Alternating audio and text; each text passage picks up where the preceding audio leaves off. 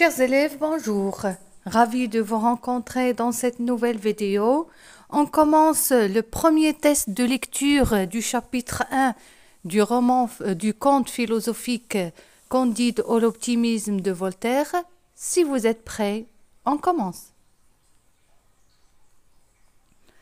Les termes pour qualifier Cunégonde, fraîche, grasse, appétissante, renvoient à quel champ lexical? C'est le champ lexical de la nourriture. Quel qualificatif convient parfaitement à Candide? Il est innocent. Et Candide est caractérisé comme étant un jeune garçon innocent. À quelle scène Cunégonde assista-t-elle dans le parc? Quand Cunégonde est sortie au parc, dans le jardin, elle a assisté à une scène. Laquelle? C'est une scène d'amour entre Pangloss et la femme de chambre Paquette. Qui était-il arrivé à Cunégonde lorsque son père chassa Candide? Elle s'est évanouie. Quand le baron a chassé Candide du château, Cunégonde n'a pas supporté et il est tombé par terre et s'est évanoui. Pourquoi Candide était-il chassé du château? Pourquoi le baron a chassé Candide du château? Qu'est-ce qu'il a fait? Parce qu'il a embrassé Cunégonde. Les expressions « il y avait en Westphalie un jour »,« le château » vous font penser à quel genre littéraire? Cette histoire commence par l'expression « il y avait en Westphalie », puis un jour, puis vous trouvez le château. Donc ces éléments renvoient à quel genre littéraire? Oui, au conte, ce sont des expressions qu'on trouve dans le conte. À qui appartenait le château? Oui, c'est le château du baron de Tintron. Quelle caricature présente Voltaire dans ce premier chapitre? On sait que Voltaire, malgré qu'il est un grand philosophe, il utilise le rire ou bien l'ironie ou bien la caricature pour faire passer des messages. Donc la caricature de la noblesse, elle est en train de critiquer et caricaturiser la noblesse, les nobles. Qui serait la mère de Candide? Qui est la mère de Candide?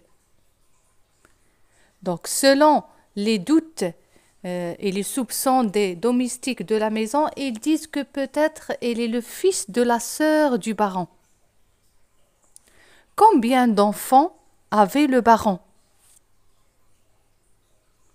Il a 2 enfants, une fille Cunégonde et un garçon. Quels qualificatifs conviennent parfaitement au baron? Orgueilleux et ridicule. Le baron est décrit dans ce premier chapitre comme étant un personnage orgueilleux et ridicule. Qu'enseignait Pangloss? Qu'est-ce qu'il enseigne? On avait dit que Pangloss est un professeur, un précepteur. Il enseigne la métaphysico-théologo-cosmologologie, 3 grandes sciences, ce qui montre que peut-être c'est un grand philosophe. Ce n'est pas facile d'enseigner ces 3 grandes sciences. C'est pour cela que Candide, pour lui, Pangloss est le meilleur philosophe dans ce monde. Mais à travers l'histoire, vous allez découvrir autre chose. Pourquoi la mère de Candide aurait-elle refusé d'épouser le père de son enfant?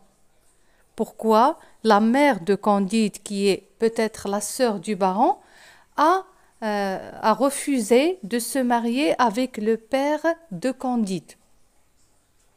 Bien sûr, parce qu'il n'était pas noble, il n'était pas très riche. C'est pour cela que ce mariage a été refusé. D'où la baronne tenait-elle sa grande considération? Pourquoi la baronne est très respectée et considérée dans le château? De son poids. C'est parce qu'il est grosse, il pèse 150 livres. C'est pour cela qu'il a une grande valeur et est très respecté dans le château. Quel âge avait Cunégonde? 17 ans. Quelle était la fonction de Pangloss dans le château? Quelle était sa fonction, son travail? C'est un précepteur. Dans quelle région se déroulent les événements du récit? Dans quelle région se passent les événements de cette histoire? À Westphalie. Quelle phrase peut-elle résumer la philosophie de Pangloss? Quelle est la phrase qui résume toute la philosophie de Pangloss? Tout est au mieux. C'est la philosophie de Pangloss. Pour lui, tout va mieux. Il n'y a pas de mal dans ce monde. Quel procédé de style l'auteur a-t-il utilisé pour faire la caricature de la noblesse? Il utilise l'ironie. Que signifie le nom de Pangloss? Que veut dire Pangloss? Elle veut dire il parle toutes les langues. Pangloss, c'est un nom qui veut dire parler toutes les langues. Par quel adjectif le narrateur qualifie-t-il l'esprit de Candide? Quel est l'adjectif qui décrit l'esprit de Candide? Simple. Il avait l'esprit simple. Quel est le ton verbal qui domine dans ce chapitre?